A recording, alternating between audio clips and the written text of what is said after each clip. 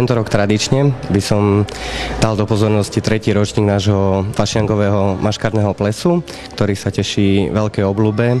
Vidie to aj na našich hostí, ktorí stretávame každý rok tých istých a čo je pre nás potešujúce, tak každý rok má tento ples stúpajúcu tendenciu. To znamená, že už tento rok sme ozaj tie kapacity naše naplnili na plný stav.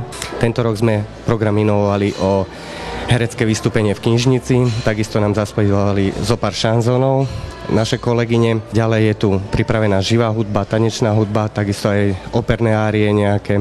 A ďalej by som tiež poukázal na bohatý prínos, čo sa týka pani Pavlíkovej, ktorá tento rok sprevádza tento ples a ktorá je sama o sebe zárukou kvality. Chateau Alpony funguje zhruba 2,5 roka a presne tento ples je zhruba takou pilotným projektom bol našim, takže tento rok je vlastne 3. ročník. V našom kaštieli okrem iného, že tu ponúkame služby štandardne štvorhviezdičkového hotela, to znamená, že čo sa týka nejakých ubytovacích a stravovacích služieb, takisto aj služieb wellnessu, máme veľmi bohaté aktivity v okolí a takisto aj takou čerešňou na torte alebo pridanou hodnotou nášho kaštieľa je baroková knižnica. V Oponice nie som prvýkrát, Oponice veľmi dôverne poznám, nakoľko spolu s mojimi kolegami účinkujeme v rámci nočných prehliadok v Oponiciach. Karnevaly mám osobne rada, len škoda, že dnes nemám žiadnu inú masku, len som tak civilnejšie oblečená. Operný spev je náročný, ale je to drina a hlavne je obrovská konkurencia aj doma aj v zahraničí. Ja som veľmi rada, že mám možnosť moderovať v tomto nádhernom kaštieli. Ja som to nie prvýkrát a